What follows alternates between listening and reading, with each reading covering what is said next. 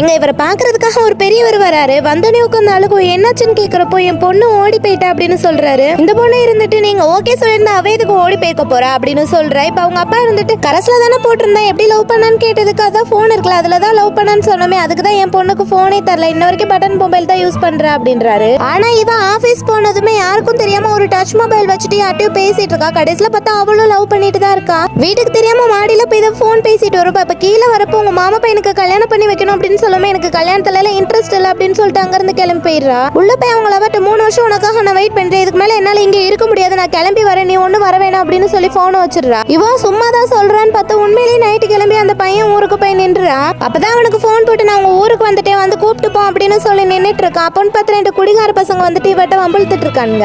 அப்போ 2 திருநங்கையர் தான் வந்து இந்த பொண்ணை காப்பாத்தி யாரோ தெரிஞ்ச வீட்டுக்கு கூட்டு போறாங்க. போறப்பயே ஒரு சவுண்ட் கேக்குது. என்னன்னு பார்த்தாங்க ஆக்சிடென்ட் ஆயிருக்கும். அது எதையுமே கண்டுக்காம அவங்களும் போயிடுறாங்க. இப்போ அவங்க தெரிஞ்ச வீட்டுக்கு போயிட்டு நைட் எல்லாம் அங்கதான் ஸ்டே பண்ண வைக்கிறாங்க அவளை. அவனுக்கு நைட் போன் பண்ணி பார்த்தா அவன் போனையே எடுக்கல. இப்ப வெளியில வந்து பார்த்தா காலையில எந்திரிச்சு கண்ணீர் அஞ்சலின்னு அவனுக்கு போஸ்ட் ஓட்டிருக்காங்க. அவளால சுத்தமா தாங்கிக்கவே முடியல. இப்ப அந்த தங்கியிருந்த வீட்டுல ஒரு பொண்ணு இருந்துட்டு இந்த அண்ணனுக்கு தான் நைட் ஆக்சிடென்ட் ஆச்சு அப்படின்னு சொல்றா. ஆக்சுவலா இந்த பொண்ணு இவனு ஒருத்தருக்கு ஒருத்தர் பாத்துருக்கவே மாட்டாங்க, தெரியாம தான் லவ் பண்ணிட்டு இருந்திருப்பாங்க. இப்ப இவங்க தான் வீட்டுக்கு போமா அப்படின்னு சொல்லிட்டு அனுப்பி வைக்கிறாங்க. வீட்டுக்கு போய் பார்த்தா அவங்க அப்பா உட்காந்து திட்டிட்டு இருக்காரு, எதுக்குமா இப்படி பண்ண அப்படின்னு சொல்லி.